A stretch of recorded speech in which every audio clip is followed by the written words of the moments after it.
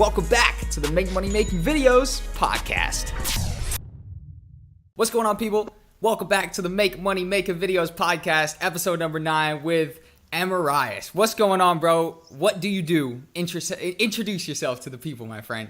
Yo, so Emerrias here, living in Houston, Texas. A lot of things I do. 9 to 5. I'm a corporate YouTuber. Oh. I follow people around and document their business journey. Legendary. And then after 5, I do my own YouTube thing. You know, I try to make some skits here and there. I try to kind of document my own journey.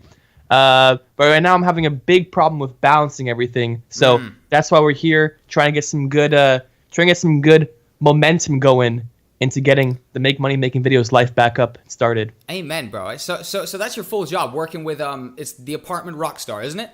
Yeah. How'd you know? Bro, I follow you. Like, I'm a fan of you, bro. I'm No a fan way. of you, bro. I love you. You make me laugh on a Yeah. daily basis, bro. I tune into your Snapchat story, and I know your Instagram story and shit. Shit is funny as fuck. So the first thing, like, this is the first thing I want to know. How did you start working for the apartment rockstar? That looks like some official stuff that you got going on. He looks like a big time CEO, and it looks awesome, bro. You know what I mean? It looks like a really good gig that you got yourself right there. So how did you start working for the apartment rockstar? Yeah. I mean, it's cool because instead of like having a bunch of different little contracts, now I got just one big thing that's my main focus. You know, Awesome. Yeah, bunch of little projects under one roof.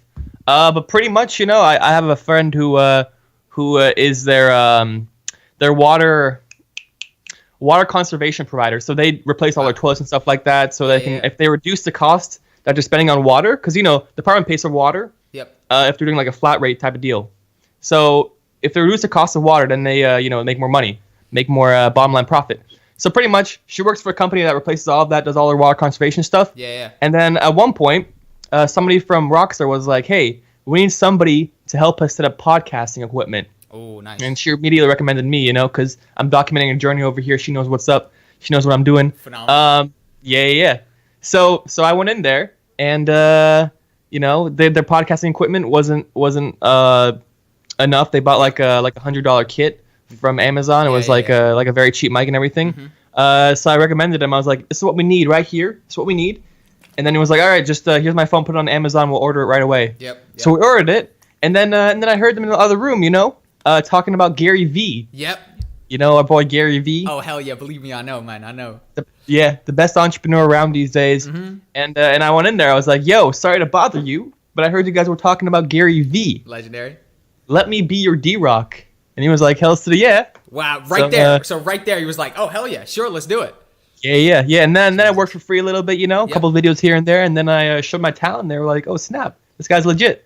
Legendary, bro. So how long have you been working with him? Since November. Wow. You know? So, yeah. So like 6 months or something like that. Yeah. And now I'm just getting into like the full-time stuff. Because before I was balancing school and stuff like that. Yeah. You know? Going to school for stuff doesn't really matter. But now it's a big boy time. Legendary. Yeah, I saw you graduated the other day or whatever, didn't you? Yeah. College degree, baby. Let's go. Hell yeah. So you got your college degree. What were you at there for film or whatever? Or what were you at college for? No, business, entrepreneurship. Legendary. Awesome. You know? So how long were you there? Like, how old are you as well? I'm about to turn 22, boy. Oh, okay, nice. In 2 days. Legendary, 2 days. bro. Legendary Hell yeah. indeed. Nice. So you're 22. That's funny, bro. Because like I thought you were just 20. I thought you were my age, bro. Literally. So you're actually a couple years ahead of me. That's awesome. Yeah, because I was thinking you're graduating university or college. Like here they call it university, obviously. Yeah. There they call it college. So you've been working how long full time for the apartment rockstar? Like a week. Well, not even a week. I started Monday, pretty much. So 4 days. It's Thursday right now Yeah. when we're recording it, so it'll probably come out Friday. So 4 days, something like that. How long were you freelancing before you landed this gig? Probably since like sophomore year. So like 3 years. Okay, awesome. Freelancing here and there, you know. Hell yeah. How'd you get into it? I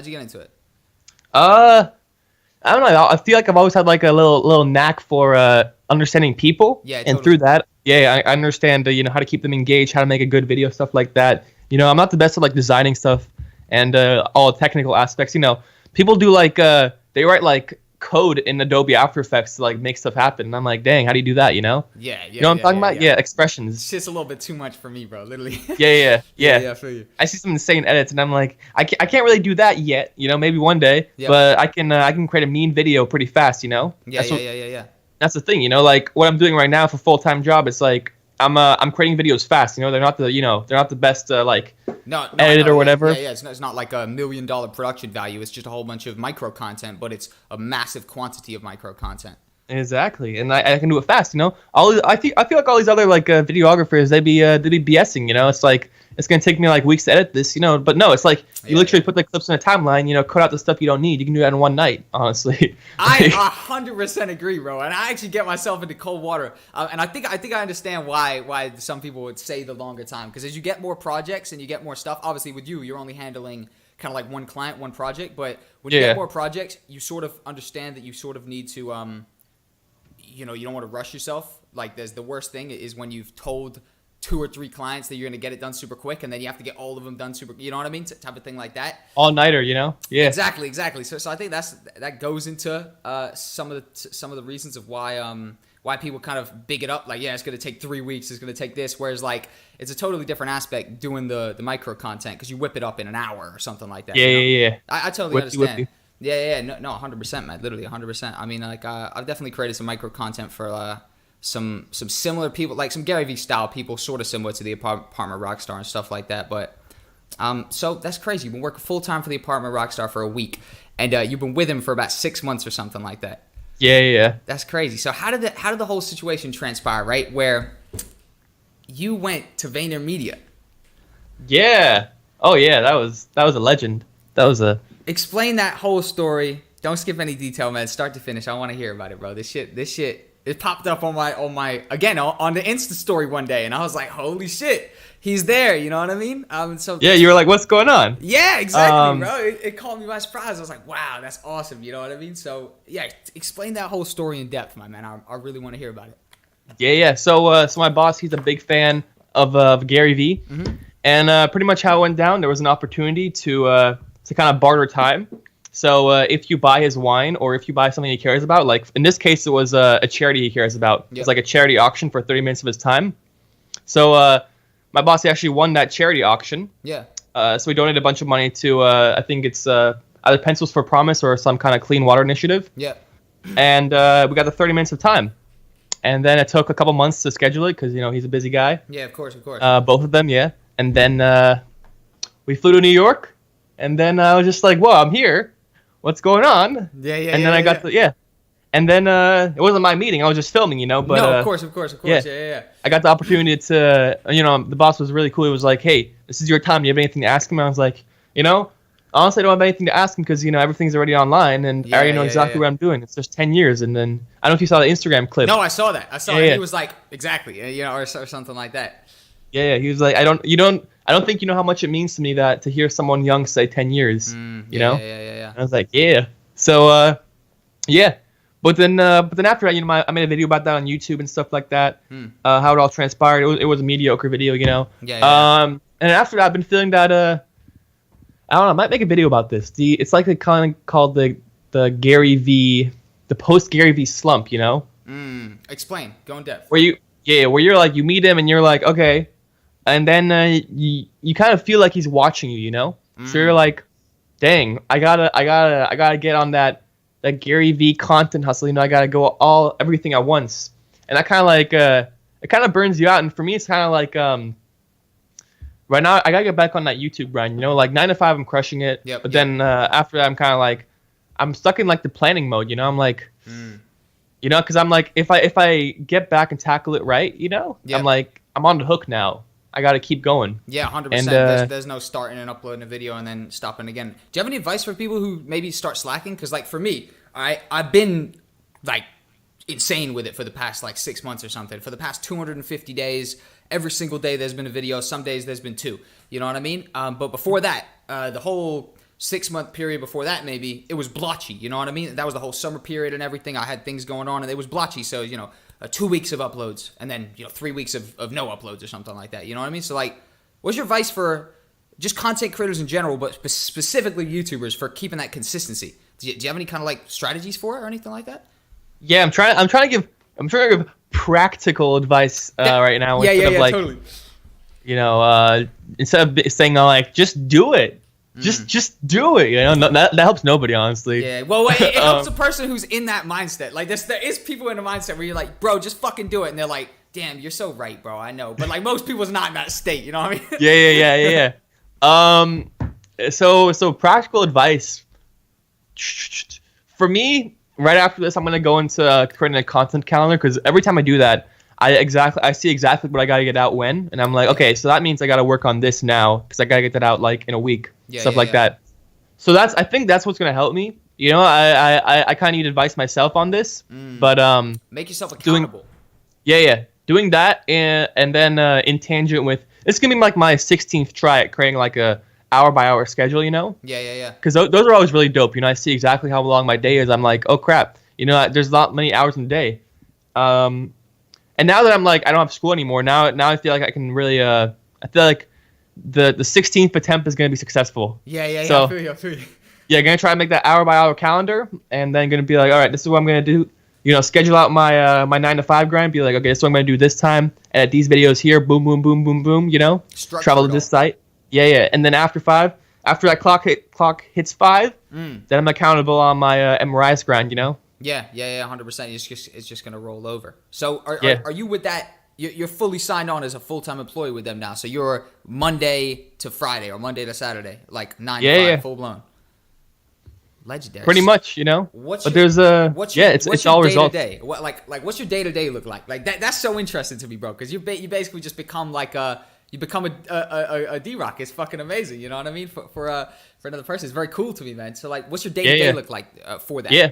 So only actually like 1 day a week or maybe like 2 days a week max. I'm doing a D-Rock life, you know. Cool. Because because we're releasing 1 video a week. Yep. Right now, maybe in the future go more, but besides that, it's honestly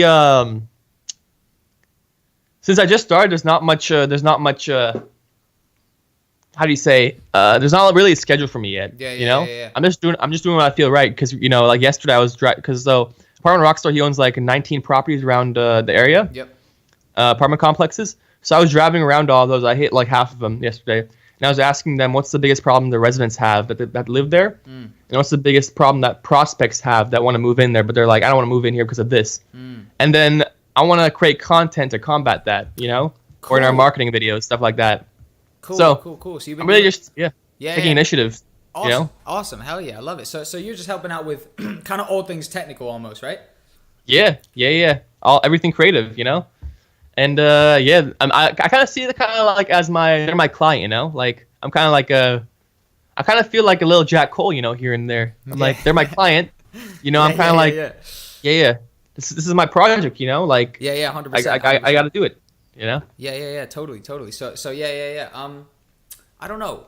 Could you see yourself getting multiple people like this in the future if this kind of rolled on to maybe getting kind of more people that you were doing it like? Because that's sort of the freelance side, isn't it? Right? It's like it's a blurry line between kind of getting like a full-time gig and then doing like the freelance thing. But I think for anybody who can get something like that, I mean, that's fucking awesome. I've had so many stability. Exactly. Yeah. It's a consistent client. It's like, you know, it's 9 to 5 for you, but that's just a consistent client right there at the end of the day. Yeah. You know, and I think that right there is how you that's how you make a consistent income that you can actually kind of rely on at the end of the day. Because I think that's one of the biggest things in freelancing is, you know, people get one project here for this amount, one project here for this amount, one project here. They might do 10 projects or 15 projects in a month.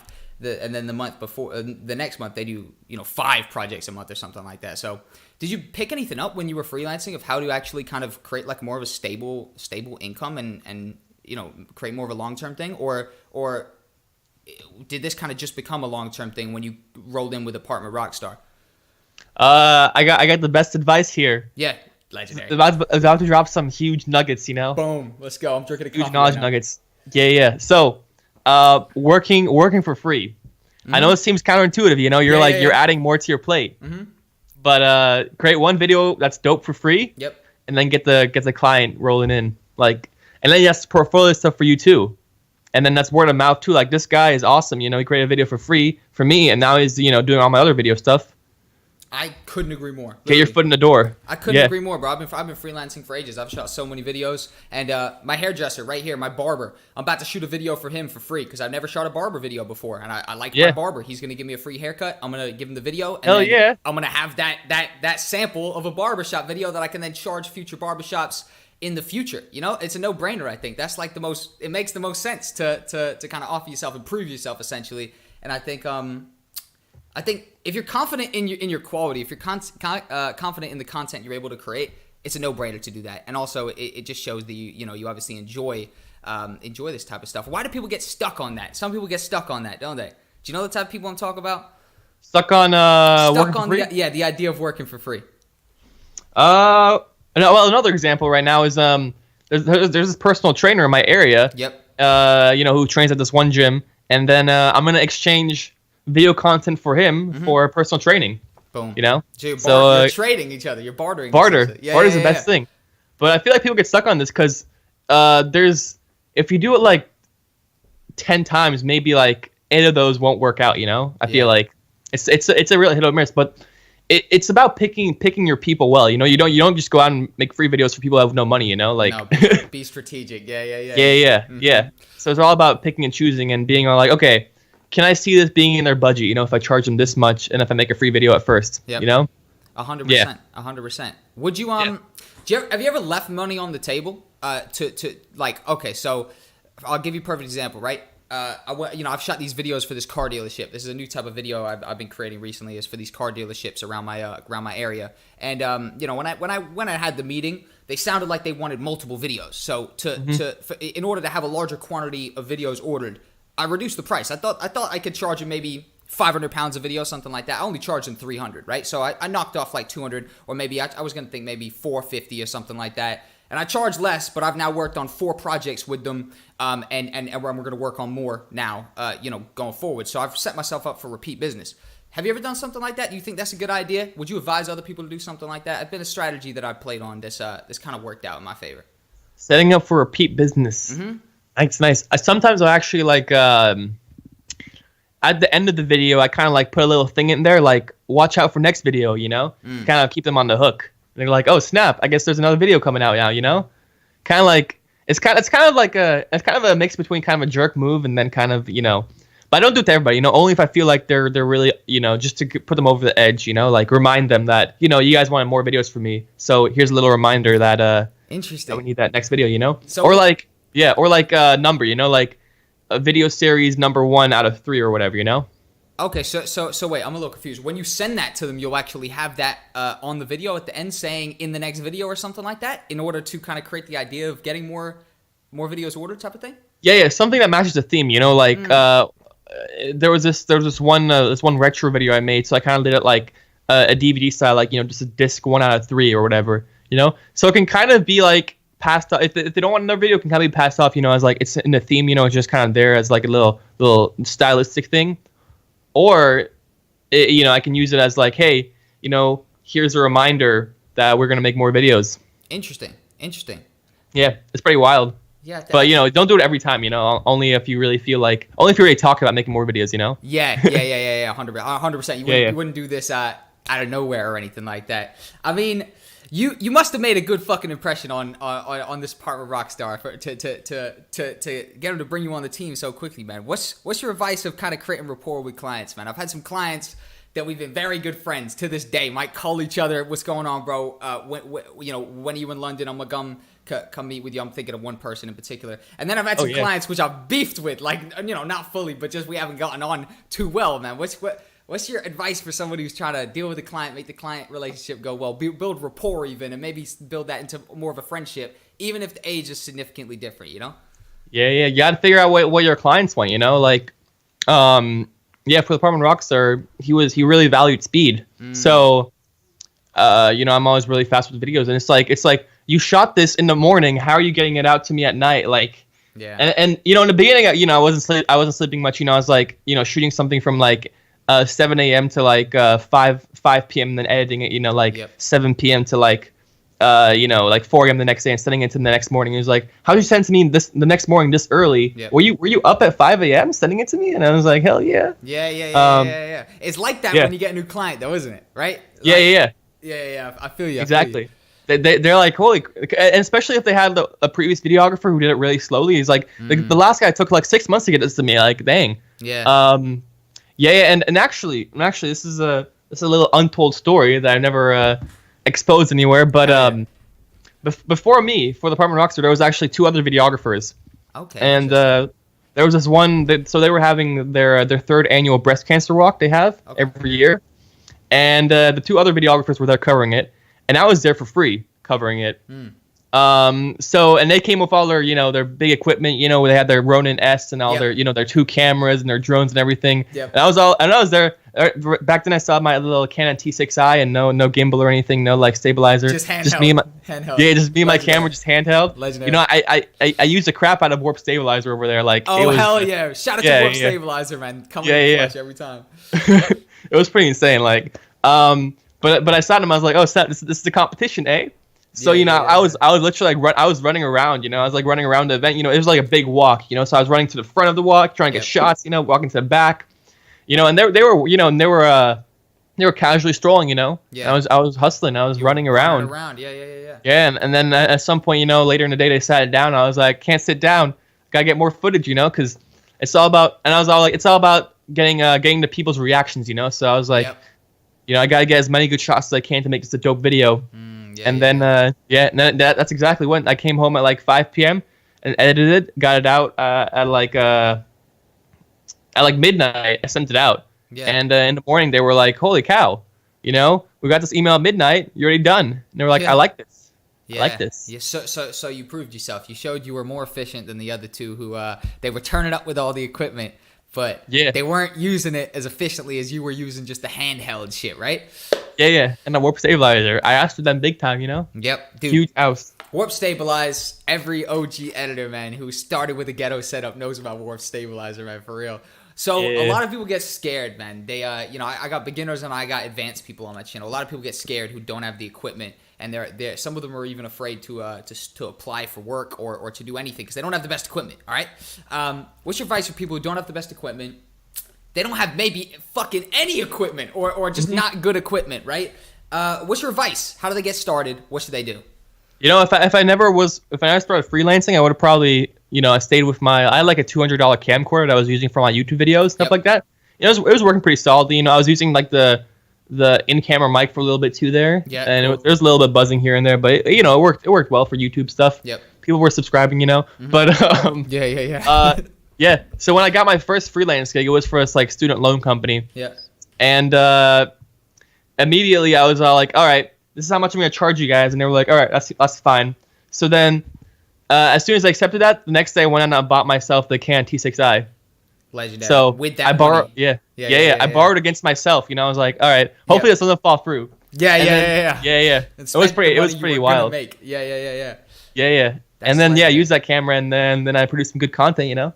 Legendary. That's pretty wild. Legendary, man. Do you see? And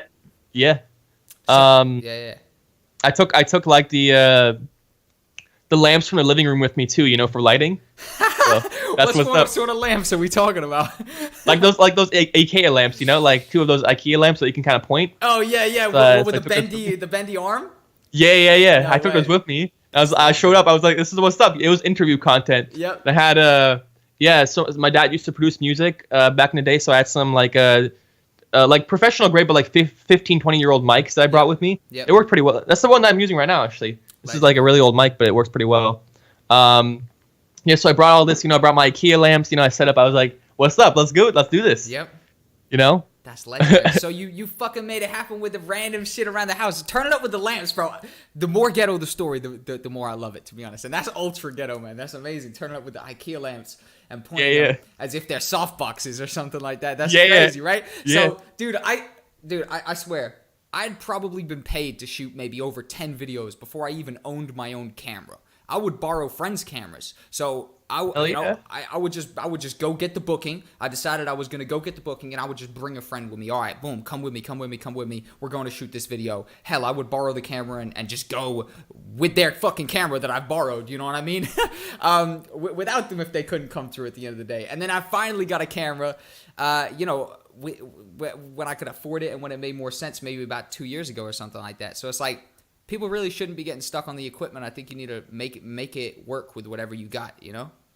I started off with my Galaxy S4. That was legendary. 2016. Legendary. So yeah, it's a pretty old phone now in 2016, and then I got the camcorder as a gift actually. Awesome. So because parents were like, "Oh man, you're doing so much with just a phone. Here's a flipping camcorder." And I was like, "Hell yeah!" There you go. There you go. You know? Exactly. So you were Yeah. doing. That's the thing, man. I think it's a tell of somewhere where someone's at if they are not willing to start, not willing to get started unless they've got the tippity top equipment. Yeah. You know what I mean? Like I know people who hit me up and they say, Jack, could we come through? Could we come shoot some stuff with you? You know, I've got this, I've got that, and they say the equipment they've got, but they're not out there getting all the bookings that I'm getting. And I don't even have equipment that's as good as them. Some people hit me up and they tell me they've got crazy equipment, but they've got no bookings or anything like that. You know what I mean? So it's like, which order do you think you should go in right there? You think you should buy all the equipment, get everything, the top quality, thousands of dollars, thousands of pounds spent, or do you think you should just start and the equipment will come to you? Yeah, exactly. No, that's exactly what I did. And as soon as I started with the apartment Rockstar, then I got that corporate equipment. You know, like I at one point I was like, "Yo, my camera ain't doing it anymore. Let's upgrade." So we got that. Now we got that Sony A7 III, and it's really handy. Yep. Yeah. That might be my next purchase as well, my friend. Sony A7 III, Sony A7S. Yeah. I'm not too sure. Because the especially the big problem was the focusing. Like the focusing like sucks, especially on a moving target with a bad camera. What were you using? Autofocus or straight up just manual? No, autofocus. Yeah. Fair. Yeah. So the autofocus isn't good on that, huh? Yeah, you just have to keep autofocusing and stuff like that. But now the Sony A7 III, like it like focuses in like 2 seconds with the autofocus. You know, like you point it and it focuses. Like now, it focuses really fast. What is that? The continuous autofocus mode or whatever? Yeah, it's called phase focus. It's like a technology they have, and you just point it and it focuses, and it's so handy. It's like, I was like, why is my phone so good at focusing, but my camera sucks at focusing? You know, it's kind of wild. Yeah. You know what I'm talking about? No, 100%. Like, 100%. Yeah. So I'm glad I got that new equipment now, and I got the gimbal too. Nice. When you got the have? The Zhiyun Crane 3 Lab. Yeah. It's the Zhiyun Crane 3. They got the Ronin S out. I think I'm gonna get the Ronin S later this year. I'm not too sure. Yeah. But it's really cool because now I can play around, with stuff that's out of my budget, but then got the corporate backing. Legendary.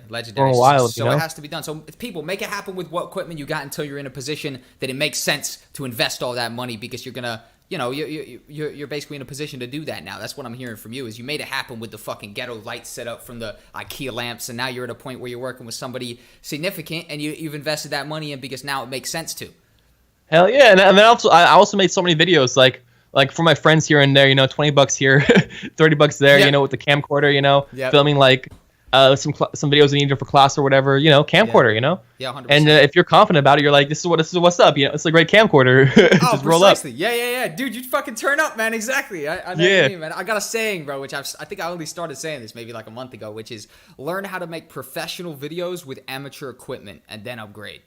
Mm-hmm. Like the fucking iPhone. I have the iPhone 5S, bro. Literally, like I love this little iPhone, bro. Literally, I've been rebuying iPhone 5Ss for the past 2 years. I've been refusing to upgrade because I just enjoy this phone. Like, it's a good phone. And this phone is far better than the cameras I started recording on. And this is an old phone right here as well. There's probably an iPhone 10 out now or something like that. Yeah. You know what I mean? So it's like this phone is outdated, and this is still a better camera than. I started filming videos on, and I basically learned how to fucking edit everything on. You know what I mean? Yeah. Dang. What was your first editing software? Windows Live Movie Maker. Hey, classic. Same. Legendary, do that, bro. Windows Live Movie Maker was amazing, bro. I was 10 years old. My parents got me an Acer laptop. It was like this little Acer laptop. And, I had it, and I guess I was just going through it, and I found this program. I was like, boom, Windows Live Movie Maker. And I used to just edit anything, you know what I mean? Like I listen to these random like gaming raps on like Machinima, the YouTube channel Machinima back in the day when I was 10. Machinima. Exactly. I would make Red versus Blue, yeah. Yeah, exactly. I would make lyric videos for stuff. I would do all sorts of I would, do like I was into Call of Duty because I'm 10. I'm saying like the top reasons to prestige is just like different emblems and stuff on the screen that I found off Google Images. Just combining all sorts of random stuff. I mean, like, we didn't even have internet. Like, when I was 10 years old, internet wasn't as mandatory then, but also, we didn't have loads of money, so we didn't even have internet in the house. And I guess I knew about people making YouTube videos or whatever, and I would basically do like a YouTube video of my own, more or less, at 10 years old, where I would get these magazines called Game Informer. Do you remember Game Informer magazine? Yeah. Bro, I used to get the Game Informer magazine, and I would stand in front of the webcam of my Acer laptop and hold it up like, hey, what's going on, guys? You know, it's Jack here. Boop, boop, boop. You know, we got Halo 3 coming out next week. And I would flip through the pages and, like, point at the fucking shit coming out. At 10 years old, you know what I mean? We didn't even have internet. So I was making these YouTube videos then. But just, I didn't even know where to fucking, where to post or anything like that. That's pretty wild. Dang. Yeah, I know. It's crazy. Yeah. It's phenomenal to think back. I don't know if you remember, so I started with Windows Movie Maker, and then my parents bought me Pinnacle Studio. Yeah, cool. I don't know if you ever heard of that. No, like that's yeah. So it was back in school, back in like 4th grade, I was part of this like video production, like elementary school and news team or whatever, Awesome, yeah. So yeah, we were filming live stuff, and we were using like Pinnacle Studio, to do some live translation stuff like that. Yep. So it was stuck in my mind. I was like, hell yeah. So we got like Pinnacle Studio, and then I was using it for like a year, and then my laptop kind of crashed and everything. So I had to get a new laptop and everything, and I forgot about the program. Yeah. So I went back to using Windows Movie Maker, for years, and I remembered. I was like, oh snap, I got that old program, You straight forgot about it fully. I straight forgot about it. Yeah. So I went back and I was like, oh snap, I don't think I couldn't find like the license key or anything. So I have to go on the Pirate Bay, or our favorite friend, and then I was like, I already bought this program, so You didn't feel as bad about pirating it. yeah. I was like, So I got it, and then until I was using Windows, I was using a Pinnacle Studio actually. It's this like really old, like really kind of ghetto program. Yep. That was like from 2012, from like 2014 to 2016, 2017 time. So it's pretty recent actually. So you were using it for like 3 years, 4 years, or something like that. Yeah, and that program actually had like ability to like burn to a cassette and stuff like that, like what was built in. Crazy. Like, So and I was stuff that just wouldn't appear in any modern editor because the technology's just gone now, essentially. Yeah, exactly. Yeah. And then yeah, that's pretty wild. Like, what was your progression after that? You didn't go Pinnacle straight to Premiere, did you? Well, no, I mean, I went straight to Premiere, but I didn't, You didn't properly go to, but you didn't really understand. Yeah. What was your transition like going to Premiere, right? Because that must have been even weirder. Okay, because for me, I was a Sony Vegas man for ages, bro. Literally, I used to do the gaming channel and stuff like that. A lot of people in the gaming community, they swear by Sony Vegas. So like, I just ended I ended up hearing about Sony Vegas. So I got Sony Vegas maybe 13, 14 years old or something like that. And I learned how to edit extremely well on there. I used to make crazy funtages and stuff like that with like very high editing and stuff like that when I was, doing the gaming thing. And I kind of learned a lot on there. And then I kind of got a little bit, too committed to it. And then my friend told me, you know what? More professional stuff is being done over there on Premiere. I think we should make the switch. I've made the switch. You need to do it too, Jack. And like the switch. Exactly. Finally, I did it. You know what I mean? And it took me a while to get used to it, but surely it was weirder for you to go there, from Pinnacle to Premiere than it was for me from Sony Vegas to Premiere. So how was it? Like, how long did it get you to take you to kind of understand it and get comfortable with it? Yeah. So I actually went Pinnacle to Adobe After Effects because I was like, legendary. Yeah. I thought that was like the more advanced version of like Premiere. Yeah. Keep talking. Yeah. So I was editing in After Effects for a while, and then I finally did some Google search. I was like, what are all these other Premiere programs? Because there was like a Lightroom and all these other random Adobe programs that I was researching. Yeah. In that research, I found like a list, and I was like, oh snap! So Premiere is actually more for sequencing, and Adobe is more for like effects. Yeah. I wasn't using Adobe After Effects. I was supposed to. I was like, why is it so nitpicky? You were building the staircase to heaven, right? You were building the staircase to heaven every time. Yeah, exactly. Yeah, boom. There's no two clips on the same timeline on the same layer. Every layer is an individual clip, bro. So I used to do the exact same thing. You build the fucking staircase to heaven, one clip on each layer, and it just goes up. You have to scroll through the timeline and everything. And then you kind of subsequence it. What's it called? Subsequence? Yeah. Make a pre-compose. Yeah. Pre-compose. So you pre-compose and then you like bring the stack all the way down and you start again. I'm like, part 1 is here. Exactly. Now for part 2. Yeah. That was pretty wild. And then when I switched to Premiere, it was kind of like it was pretty straightforward, because I was used to Adobe thing by then. But yeah, like that was pretty wild, you know. I mean, like, it's almost the same thing for me. Like, you just reminded me there for sure, because I was Sony Vegas for a long time, but then I got After Effects because, again, I thought it was just a more advanced version of Premiere Pro. Yeah. And I would complement my edits in Sony Vegas with After Effects, so I might make some cool animated title or something like that was just far kind of easier to make or whatever inside of After Effects. But I mean, how long have you been editing for? Like, how like. What age did you say that you got into Windows Live Movie Maker? I'm sorry, I didn't actually. I kind of forget. Let's see. I'm thinking. So,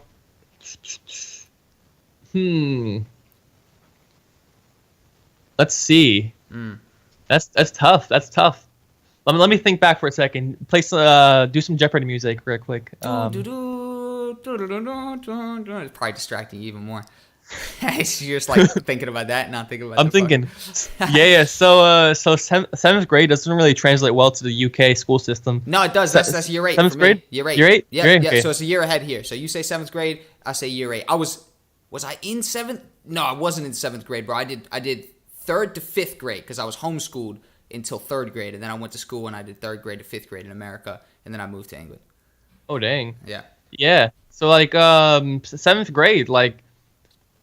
That was my first year living in Egypt, and I had friends. We made some Justin Bieber music videos, and and I edited those. And I think it was I used Premiere. I used not Premiere, Pinnacle Studio on those. So I'd like the picture with the white background popping up. You know, I didn't know about PNG images back then.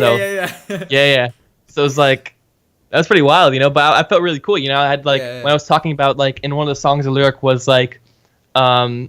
You're my world or whatever, so I put like a picture of a world, and that one I used the correct PNG. Okay. But then there was a lyric like "My heart is your heart" or whatever. Yep. So the heart had like a white box around it. Yeah. So, back then you would get lucky with the PNG, and you wouldn't know what happened, right? I was like, you know, because you go on Google, and some of them are just naturally PNGs that don't even have the white, and you might download that and be like, okay, cool. But then it worked. Oh, how come that one doesn't have the white? How come this one does? I know. I remember the age. So you were probably about 14 or something like that when you started making videos, right? Yeah. That's my earliest memory, I feel like. But then I feel like, you know, in 4th grade, I was like part of that video production team, so I was kind of like dabbling with it then. But the news team. Yeah, the news team. Yeah, the news team. Legendary. And that was 4th grade. Yeah. Wait, no. What am I even talking? No, not 4th grade. No, 6th grade. Okay. Yeah. I was gonna say that's very young right there. Shit. That's basically when I left America, you know what I mean? That's great. Yeah. I was in the theater then back in elementary school, so that kind of like was my production start. You know, I was like, I can make people laugh on stage. You know. So you kind of got into the entertainment aspect, and that naturally rolled into YouTube, right? Yeah, exactly. Yeah, nice transitions. You know. It did. So how did you start YouTube then? How did it come about? Let's see. So in 7th grade, I was making those videos, and then I kind of like when you go into like high school, you know, beginning of high school, what's that called in UK? It's college. So it goes secondary school technically, right? Yeah. So here it goes elementary school, which is primary school. No, elementary school there is primary school here, and then it goes to secondary school, and then college, and then university. So college is the last 2 years of high school for you guys. So we have secondary school is up until 11th grade, 10th grade for you, yeah, and then we go to another place called college for the last 2 years, where you guys just stay in the same place and finish high school. Yeah. So at the end of towards the end of secondary school, you know, like all my friends like started growing up and they didn't want to make weird videos anymore. So I kind of like didn't make many videos back then. You know, I had a lot of video plans. You know, I made new friends who were into videos. Yep. But we were all about planning and writing scripts, and we didn't like actually like make the videos. Yeah. You guys were just planning everything, or what? Yeah. Exactly. So that was this huge gap, I feel like. And then I got really into like Snapchat. So when Snapchat like first came out, like everybody was like, you got to add Emerrias and Snapchat or whatever, you know. I was pretty popular in school because, you know, I would send like there was no stories back then, so I would send like Snapchats to people, you know. Yeah. Doing funny stuff, you know. Yeah. So that's where it started, and then that's where I started back up. I feel like I can't believe there was a gap. Yeah. So how long was that gap? You think? That gap. Dang, that was a long gap. That was from like 8th grade to 11th grade. Okay, So wow. So I started 2 years of not creating anything, or just not doing much, or what?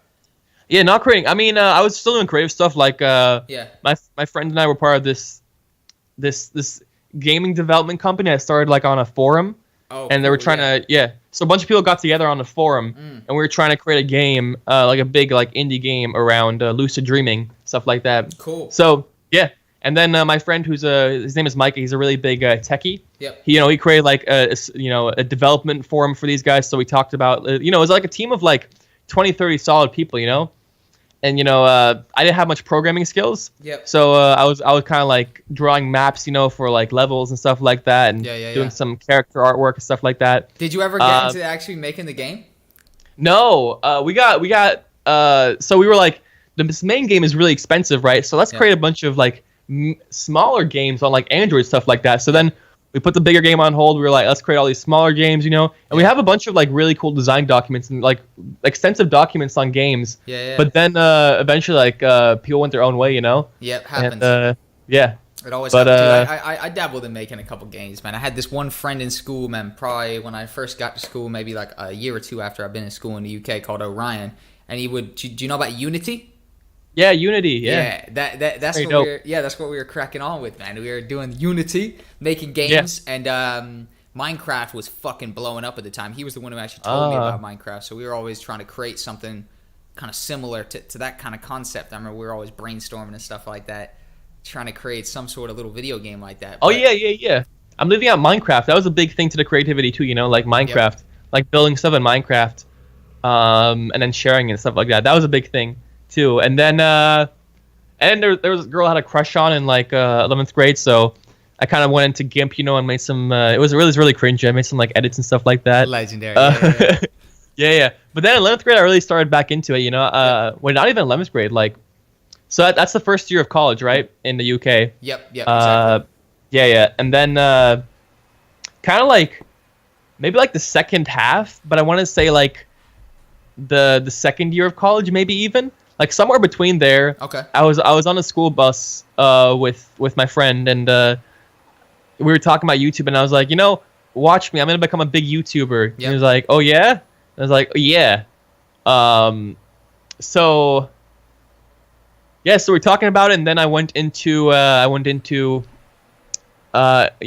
this like, I don't know if you see my old videos with the kalimba. No, I don't think I have. My first, here we go. This instrument right here. Looks like some burnt matchsticks, doesn't it? Yeah. It got kind of rusty, but this thing right here got me my first hundreds of thousand views. Wow. Yeah. You can play that? Yeah. I kind of learned a couple of songs on here and stuff like that. Wow. Each one is like a different. Holy shit. Crazy. Different note. Yeah. So. You got 100,000 views up there. That's wild. So what was the title for a video like that? Like Kahlua Tricks or something like that, or what? Yeah. So I started that. I had my phone. I had to lean. So I was like playing like this. So I had to imagine under my desk, So my desk is like this. So I have to like lean my phone half on a desk and half the camera facing down onto it, Yeah. And you can kind of hear my breathing in the first video too, and the audio kind of sucks. Yeah. But I don't know if you've ever watched Avatar: The Last Airbender. Yeah. Dude, that's my favorite show in America, hands down. Oh yeah, bro. Oh yeah, my first ever video on YouTube, if you go to my channel, is me playing the theme from that song, from that movie. Sick. I mean, from that TV show. TV show. Yeah. Yeah. Yeah. And the SEO is really good on that. I don't know why the SEO is so good, but if you search Avatar's Love, it might actually still like come up as my video, because that's a popular song from that TV show. Yep. But what else am I thinking of? Yeah, so I started doing that, and I was editing in I was editing Windows Movie Maker then. So Holy shit, I was editing these videos in Windows Movie Maker, Yep. And then I started. Then when I started making my like own like skit type videos, Yep.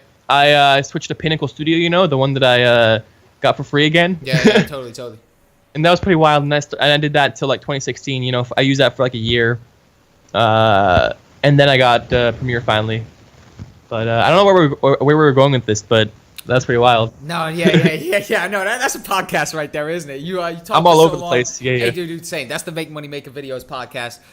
You know what I mean? It's fucking all over the place, bro. This is only my 9th podcast. No, it's my 10th podcast technically, because you guys were my first ever podcast. That's the unspoken story as well, bro. Is you and Master Eth, the Creative Minds podcast, was the first ever podcast I've been invited on in life.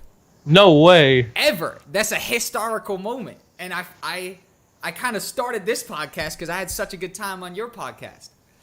Dang, that's wild. I know, it's the first one yeah. ever, bro. Seriously. So the Make Money Maker Videos podcast, this is number 9, but I've technically done 10, you know, but not 10 Make Money Maker videos. But Jesus, man, this is fucking wild, man. I can't believe it. The podcast goes everywhere, man. So you've been a video creator for a very long time. You've been freelancing for a few years. Even on top of that, which is like the advanced version of being a video creator, more or less, is that you've gotten to the point where you can now make money out of it, type of thing. What's your advice to someone on day one who's like, they haven't been through all this, they haven't had the lessons and stuff like that? You know, how do they get started? How do they get to eventually be at a point where they're able to make money from it and kind of, you know, have it be their, you know, be a full-time content creator, whether it be through YouTube, video editing, freelance? Yeah. So I started with my like original like skate videos where I really like put a lot of effort into editing and stuff like that. It wasn't just like a camera. I kind of like imitated like Niga Higa. He's one of the most popular YouTubers. Yeah, I kind of imitated him. So I guess to start, like kind of like find a YouTuber you like and imitate his style, you know? Totally. That's a good way to start. And then just kind of make videos of just random stuff, you know, like you can make like you can take like random cinematic shots around the house or whatever and just edit those. And then nowadays it's a lot cooler to edit because you can find like transition packs and stuff like that and like boost up your editing like this, you know, like with all the presets and everything like that, right? Yeah. I use those presets like wild nowadays, and people are like, "Whoa, that's so cool!" Because people, you know, clients don't really know about anything about video editing. They're like, "Whoa, you made this?" I was like, "Yeah, exactly." It's video I edited, you know. You get a little extra credit. In fact, there's one strategy I still use almost every project is I subscribe to a website called Envato Elements Video Hive. Do you know? Yeah, you know about it, right? Oh yeah, I think I sent you that stuff. Yeah, you did. Yeah, you emailed me a whole pack. That's legendary. Big up to you, for real. But what's it called? This site, man, like I use this to complement almost every freelance project, whether it's a small, you know, title or something, like a title preset or something, where I open a motion graphics preset where I open it up in After Effects or whatever the case may be, or it's like a whole outro animated sequence, or even like, dude, that video that we were talking about before we even started, the one that you were reading the title of or whatever, the $1,000 for a 30-second video, more or less that whole video is put together with paid premium kind of iPhone templates, more or less. You know, they transfer me $1,000. You know what I mean? That's wild. Yeah, you make profit on that monthly subscription. Oh, dude, you make big fucking profit on that $40 a month subscription that you pay or whatever. Dang. Yeah. Jesus Christ. No, yeah. So I recently bought I sent you that. I recently bought like a big pack, you know, $50 for like, you know, hundreds and hundreds of elements. So I use that a lot. You know, it's like there's like text messages. You know, you can edit text messages in there. You can do so much crazy stuff, and that's like. It's like crazy because that seems like a lot of work if you're not in the video side of things, but seems you like know. a huge amount of work, in fact. And then you kind of take credit for that shit, you know what I mean? Which Hell is yeah. It boosts up your project, and then you know, whoever the client is, oh wow, this is phenomenal right here, and you know, you could create good videos, and you know, the majority of the stuff that I've used, with exclusion to some of the 3D stuff, if I really wanted to, I could create it, but it's like, god damn, it would take me the day just to create the template. Exactly. You know, it's just not efficient. So I think using some little hacks like that, man, is definitely worth it. But hacks, you gotta do a hacks episode. Dude, I literally do, man. I need to do fucking hacks with Emerrias. But where's your name come from, by the way? Since I just said that, where's your name come from? Oh, snap. Is it a nickname or is that your full blown name? What's the situation with the name, my man? Yes, it's like a nickname. So my actual first name is Emery. Yep. Emre, right? And then in like 7th grade. There was this kid going around calling people like, I don't even know what to call it, like, I don't know. So like my friend Zach became Zacharias, and then I became Emerrias. Oh, so they just add a little thing, right? Yeah, it's kind of, I don't know. It catches on. Yeah, it's like Zacharias, you know. I don't know. Yeah, dude, they do that. Kids do that, man. Around here, they did a little ish, so it's like, oh, what's up, ish, or shit like that. They just add it to the end of shit, bro. It makes no fucking sense. So I took that, made it my own, and now everybody knows me like that. You know, a lot of people. When I first typed it out, you know, when I put it on YouTube, I put Emerrias, you know, Yep. with no double R. No double R. Yeah. And then so I made that account first, and I kind of forgot the password to that account. So I was like, well, and then back then you couldn't like have 2 YouTube channels with the same name, you know? Oh yeah, of course, yeah. Yeah, because it was like name, no Google Plus crap. Yep. So then I was like, well, I guess I can't use that anymore. I guess I gotta use double R, and it kind of stuck, you know. And a lot of people say Emerrias. I don't even know how to. I'm not like an English major. I don't even know how to like. Yeah, like I just did the best of my ability. I think I've said it. Emerrias. I think at one time I said Emerrias, then I was like, no, it's not. It's not Emerrias. It's Emerrias. Yeah, I don't even know if it's right like spelling. Yeah, for the pronunciation or whatever. Yeah. No, But oh well. Oh well, is what exactly. it is. Fuck it, It's man. me now, you know. Yeah, precisely. You take it, you run with it. How'd you meet Master Eth? How did that transpire? Oh dang, Master Eve I met like 2017. Dang. Okay, so like a good 2 years ago, yeah. Yeah. I made a video that got did pretty well in SEO in the first couple of months. Yep. I think it's like 10,000, 12,000 views right now. Yep. And it's me roasting sub for sub because that used to be a big thing back in the day. Yeah, It still is. Still Yeah. is, bro. Still is. Yeah. And then he found it just out of search randomly or recommended videos, and then he was like, "Yo, I vibe with this," and then it started from there. Dope. Hell yeah. Nah, he's dope, man. Seriously, he makes a lot of shit, man. Literally, and it was awesome. He's an inspiration, He is. Big man. inspiration. Big up to him, man. Seriously. Didn't you have a fucking Gary V parody video back in the day or something like that? Yeah. I told Gary Vee I was working on part 2. Yeah. So I gotta really get hustling on that. He's gonna call me out. So I remember, like, before I even got on your podcast, I think I'd heard him put that clip in there into one of the Daily V's or something like that, right? Yeah. And I remember seeing it, and then it clicked when I was on your podcast that you were the dude, and I'd seen that clip like beforehand. It was crazy. So what did Gary have to say about that shit? Like, I just remembered about that now. That's crazy. We said, oh shit, you're the dude. Yeah. He actually was like, my boss actually was like, "Do you know who this guy is? This guy, he made a parody of you," and he was like, "I remember." Yep. That's all he said, in the classic Gary way. He was like, "I remember." Yep. I recall. Yeah. But he didn't say much about it, Yeah. I just told him I was working on part 2 with this guy named CJ Bowling, who's this kid who went to one of Gary's events at Vid Summit. Gary was speaking there, and then he got to ask Gary a question. And then Gary's been circulating that same clip for like a year right now. Yeah. Like every couple months he posts that clip again. Yeah. So he's kind of popular in the Vayner, in the Gary V community. People know so, about him, yeah. So I told Gary, I was like, I'm working on part 2 and I'm gonna have him in it, and he was like, smart. Yeah. So, yeah. Legendary. But now, Legendary. we got to give 2 minutes to talking about being off the grind, because we're always talking about on the grind. Hey, I appreciate that. So what's being off the grind? How do you chill out, man? Because I got no problem chilling out. A lot of people would look at me and they would think, Jack's going fucking 24/7. And that is my attitude, 100%. And that's my whole underlying mindset behind the whole thing. And that's my motivation and stuff. But I'm chilling, dude. Like, I chill all the time. I play Grand Theft Auto 4. I love fucking being Nico Bellic, going fucking people up in Liberty City, man. You know what I mean? Yeah. Like, I'm the most chill guy. I smoke a bunch of weed, shit like that. You know what I mean? Like, I'm a chill dude, man. Seriously. But you'd look at me and be like, this dude's going all the time. I'm glad you brought that up. How do you chill, bro? How do you chill? And you've got like a schedule. See, the thing about me, the thing that scares me about getting in too deep with a certain client, like kind of how you gotten, I probably wouldn't get that deep for me because I know my personality is, I like to be able to wake up and being like, you know what? Fuck it. Like, I work a lot, so I might work 14 days in a row. Every single day I come into the office, and one day I realize, holy shit, I haven't taken a full day off. And then I'm like, you know what? Fuck today. I'm not doing nothing. And it could be a Wednesday. It could be a Monday, something like that. So it's like, how do you deal with taking that time off when you have like a more strict schedule, which you've only recently come into or whatever? So I know you maybe don't have too much experience with it, but how do you prioritize that time to chill, and why is that important?